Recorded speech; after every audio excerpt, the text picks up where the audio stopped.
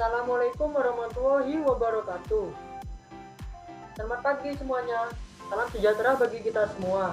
Yang terhormat Ibu Hermawati Sitanggang selaku dosen pengampu pendidikan kewarganegaraan dan teman-teman yang berbahagia.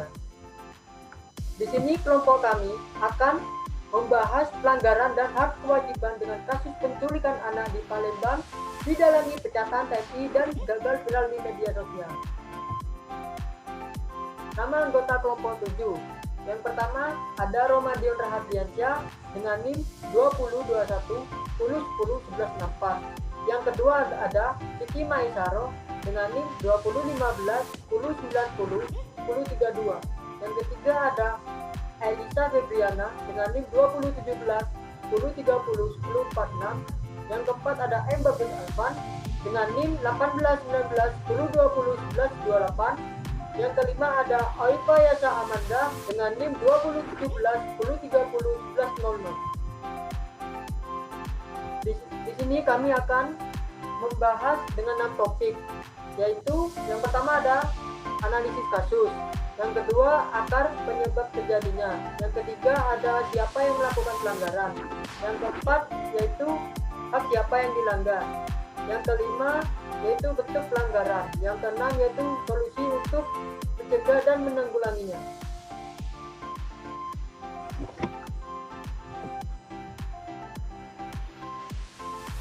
Assalamualaikum warahmatullahi wabarakatuh. Perkenalkan, nama saya Romadion Rahadiansyah, NIM 2021 10 10 11 64. Di sini saya akan menganalisis sebuah kasus, yaitu kronologi penculikan anak di Palembang gagal karena viral di medsos. Pada tanggal 19 Februari 2021 di kota Palembang terjadi kasus penculikan anak berusia 4 tahun yang sedang asik bermain sepeda di depan rumahnya. Dalam rekaman CCTV, pelaku yang bernama Suhartono yang berusia 38 tahun yang merupakan seorang pecatan TNI bersama rekannya yaitu Sutriono berusia 32 tahun membawa korban dengan menggunakan sepeda motornya. Alasan menculik anak yang berusia 4 tahun yaitu mereka membutuhkan uang untuk kebutuhan sehari-harinya. Motif dari penculikan anak tersebut yaitu pelaku melacak secara acak, lalu mereka akan meminta tebusan uang kepada keluarga korban sebesar 100 juta rupiah agar anaknya dapat dikembalikan. Namun, aksi tersebut tidak berlanjut akibat para pelaku sudah tertangkap di CCTV dan viral di media sosial. Maka dari itu, Sutriono meminta bantuan kepada temannya untuk mengembalikan anak tersebut.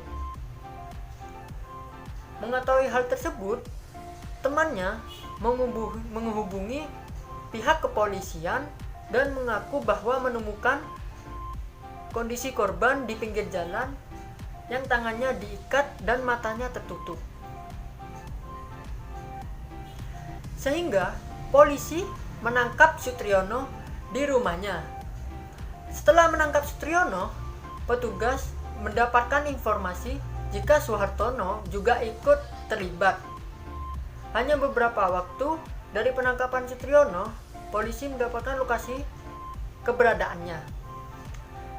Saat hendak ditangkap,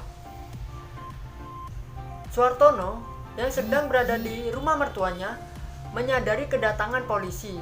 Lalu ia mencoba ingin kabur dan terpaksa polisi melumpuhkan Suhartono.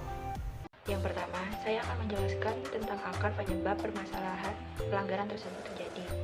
Jadi, kasus penculikan yang menimpa DI itu terjadi saat dia sedang asik bermain sepeda di depan rumahnya yang membuat warga Palembang heboh.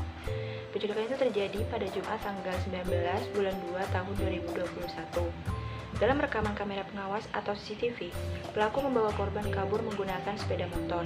Video tersebut viral di media sosial dan membuat warga geram. Mereka mengaku alasan mereka nekat menculik bocah 4 tahun itu karena kondisi ekonomi.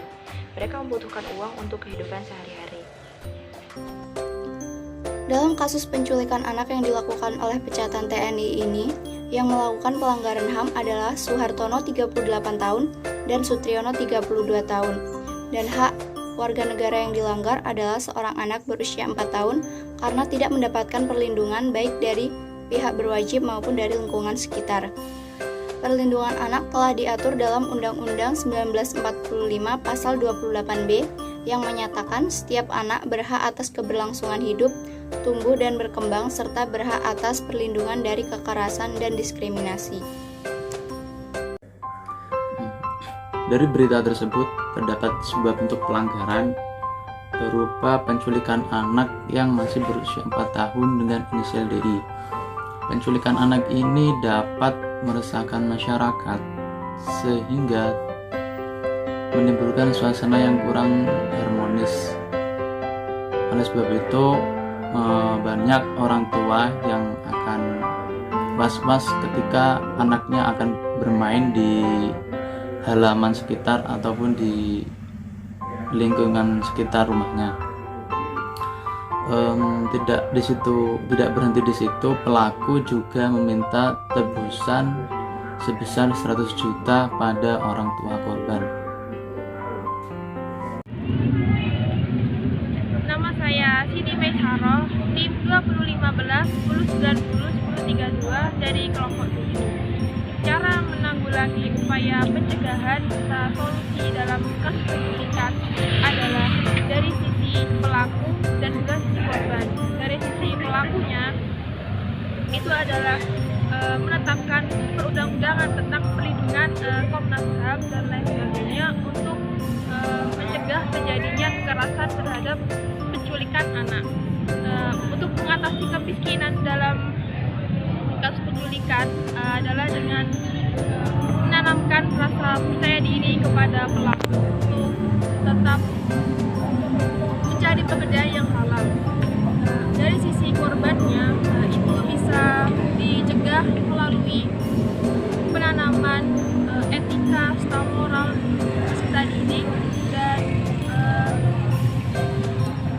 keluarga adalah yang paling penting dalam mendidik karakter anak, melindungi anak, mengawasi pola serta tingkah laku anak. Sekian dari saya, terima kasih. Dalam pemaparan materi yang di atas, kami menggunakan sumber-sumber yang ada di PPT ini.